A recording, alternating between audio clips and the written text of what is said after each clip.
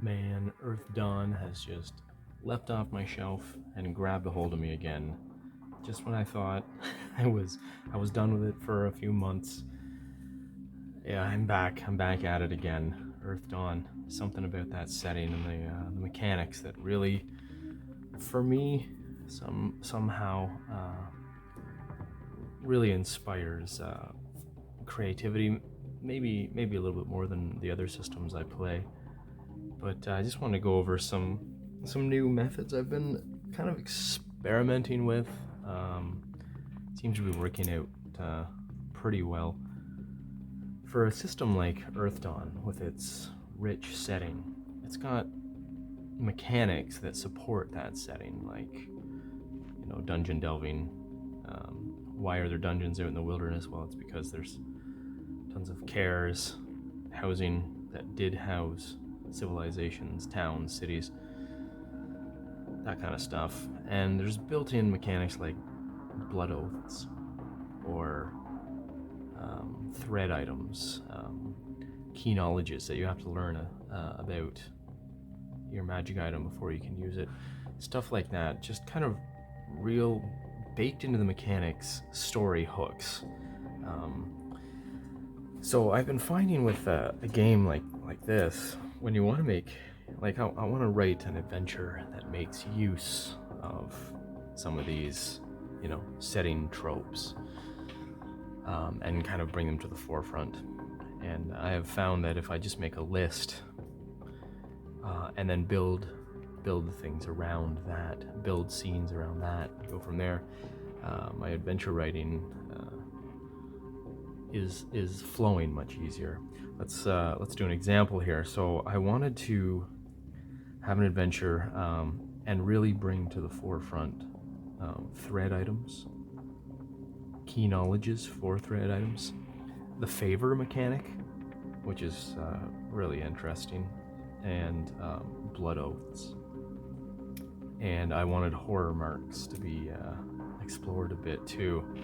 So just taking those kind of, what are the 5 items there, I started just thinking up scenes, just action scenes, as the Game Master's Guide puts it, challenges and obstacles which are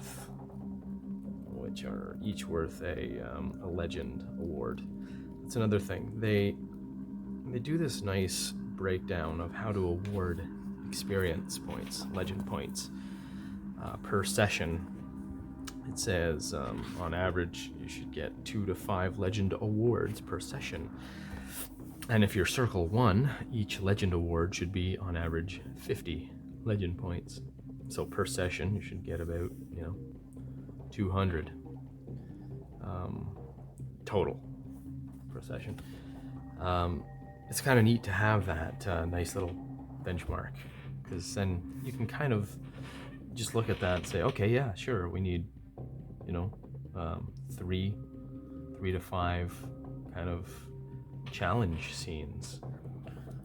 You get a legend award for completing a goal in the session. So it's a session goal, not a adventure goal. If you have a story goal or arc or adventure goal accomplished during your session, that's an additional award.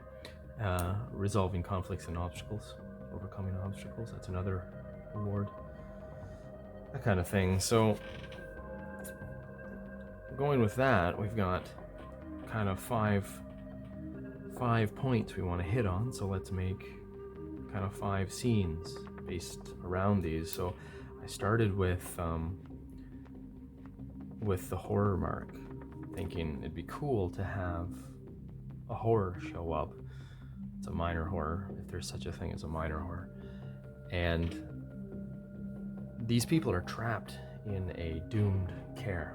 It's been overrun by ghouls and cadaver men, undead of their former fellow residents. There's a third of them left, trapped in a large chamber, just kind of surviving there, with scourge clocks, magical timing devices that tell them when the scourge is over so that they can re-emerge on the surface. But I pictured a horror somehow breaching and getting into this chamber where the last survivors hold out.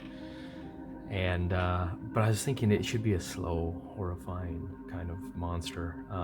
Luckily, there's such a thing called the perfect antagonist, a Gormek, which is a giant maggot-looking, oozing pus-filled creature that moves fairly slowly. So I'm gonna have that thing come up out of the well or something in the field chamber where these people have locked themselves in, trying to wait out the end of the scourge. And these people are gonna have to flee this thing because none of them can face it, including the adepts. But it is slow, so they can run from it. Although, as they're running, this thing will be horror marking them, which is basically just...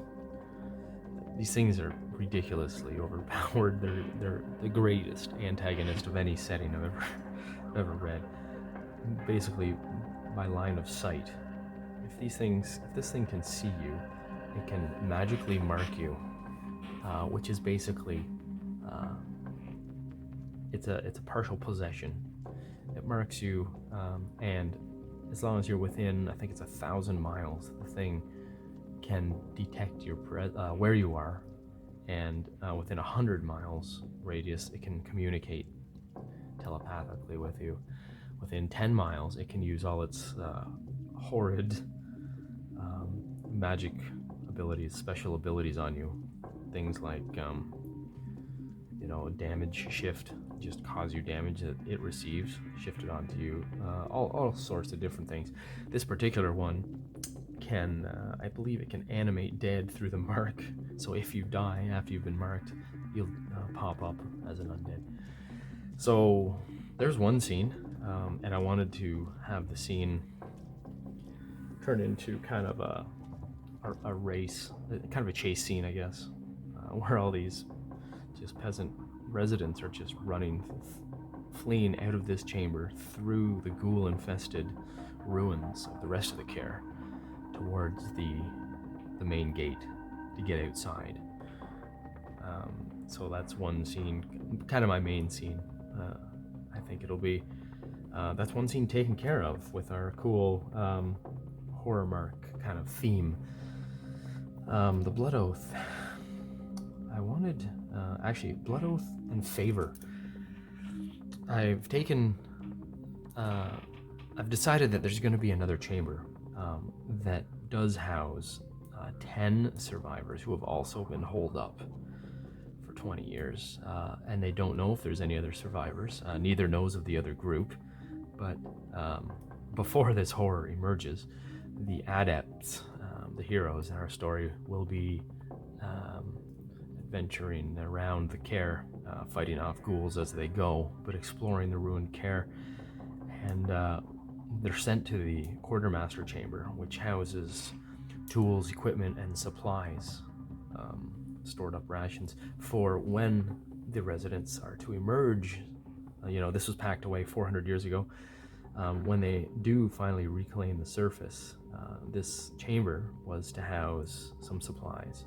So the adepts are sent here, and they fight their way there. They get inside. The residents refuse to let them in as they fight the ghouls on the outside the door. So there will hopefully be some favors, some social encounters, like some social tests there. See if they can either use, so the Earthdawn social methods are deceit. You can roll for insight, detecting lying, things like that. Intimidation, make an impression to improve somebody's reaction to you from unfriendly to neutral to loyal, that kind of thing. And the third type of social interaction is ask for favor, which is interesting. So, of course, I'll be yelling through the door with some negative penalties and things, but they'll be trying to get a favor to let them in. And once in, they will be threatened and outnumbered by 10 residents who are kind of admittedly poorly armed, but that many of them in there. Once the characters get in, they will be a threat. So they will demand, I think, a blood oath from the characters, realizing that they're adepts and, would-be heroes, these hold up 10 residents, force them to take a blood oath of protection to protect these residents and help them either get back to the fields with the rest of the residents. If they find out about that, that'll come into more deception possibly from the characters if they don't want to divulge that information.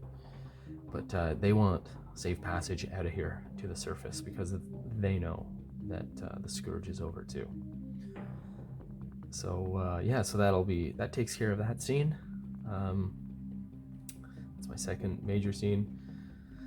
Thread items. They will find out from these guys that the hero that in the last adventure they found, he was turned undead. They found him. They took him back. The characters didn't know he was undead.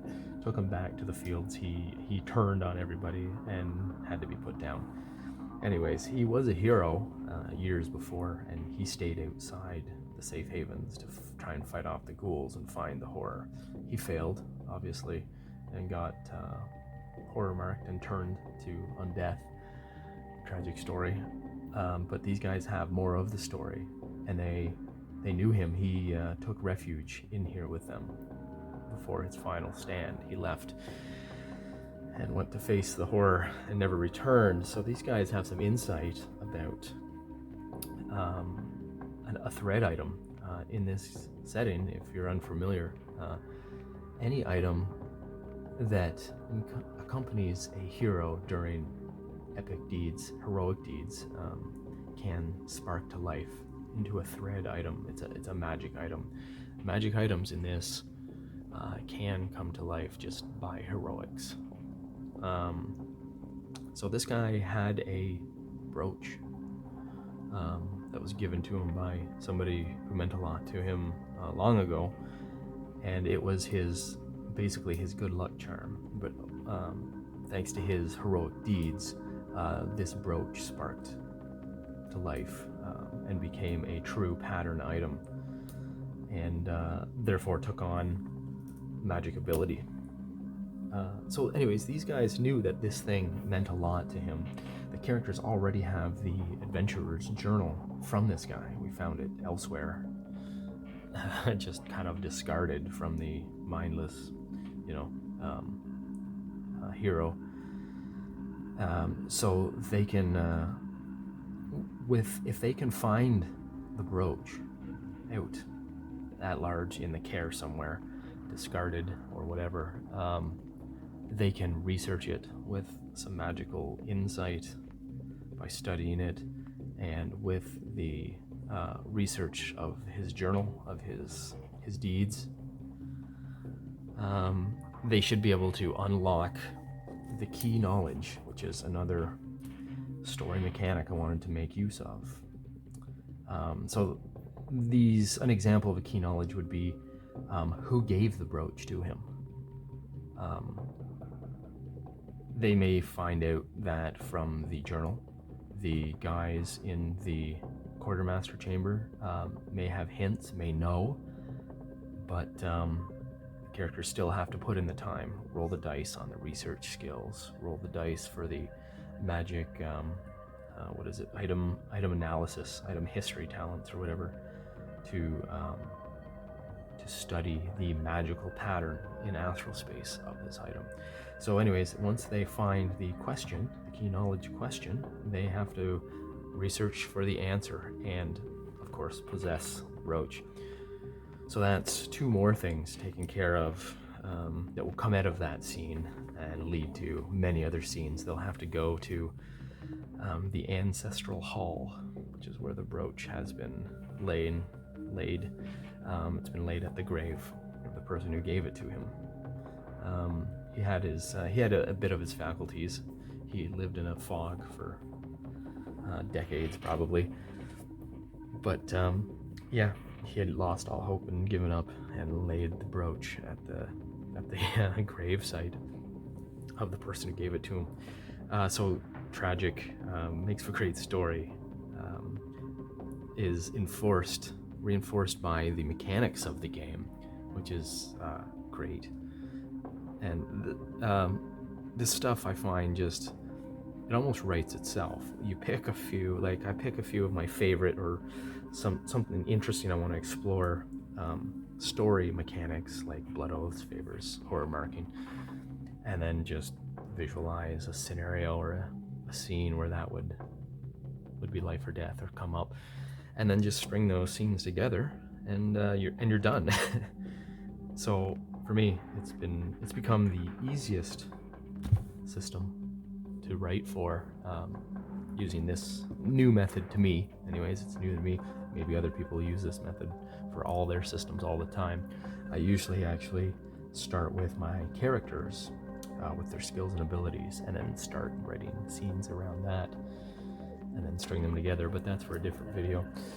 So anyways, just thought I'd share the process that I've been exploring lately and experimenting with, and this will be the continuation of my previous pamphlet adventure, Earthdawn pamphlet adventure for Circle 1 characters. I played through on the channel. I played through solo just to test out the challenges and stuff and the flow. So this is going to all go into the sequel pamphlet adventure. So this one was The Last of Care Hope, and this adventure will be the Escape from Care Hope, hopefully. So stay tuned for some playthrough. Yeah, it'll probably just be solo playthrough of that, and I'll release the pamphlet adventure too. I think it's all written up. So yeah, Earthdawn. Roll on.